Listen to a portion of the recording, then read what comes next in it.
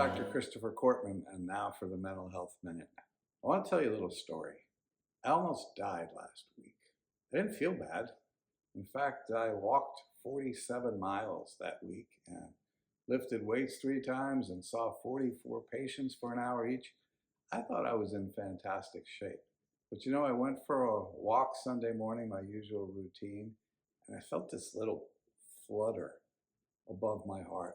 But no pain. I thought it was no big deal, and I made a mental note. Whatever you do, don't tell your wife about this, because there's a do or die football game on that afternoon. And you know how wives are. You're not going to see the game. They're going to take you to the emergency room. Anyway, I broke down and shared with her about my little symptom. And sure enough, she could care less about the football game, and we went off to the emergency room, where they laughed at me because they did a heart catheterization and found incredible blockage. In fact, my widowmaker was 100% blocked.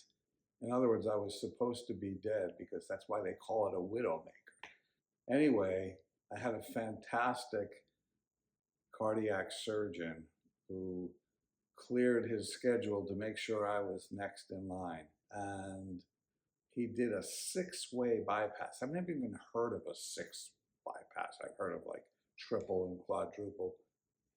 But they had to do all this great work just so they could clean out the blockage, and my heart is like good as new, thank God. But the reason I'm telling you this story is because that night after the surgery, I had 4 different doctors that I knew, all of different disciplines. One was a theologian, one was the former chief of staff, one was an OBGYN friend, and another is a psychologist. And they were all in my bedroom there at the hospital, and they all looked at me sincerely, having not spoken to one another, and said, "Chris, you understand that God isn't finished with you yet. There's more for you to do, and He has intervened in your life." This made me want to cry, because how could all these people say the same thing with such a convincing tone? So today I want to tell the world that I'm grateful, and I know there's so much more to do. Thanks for watching.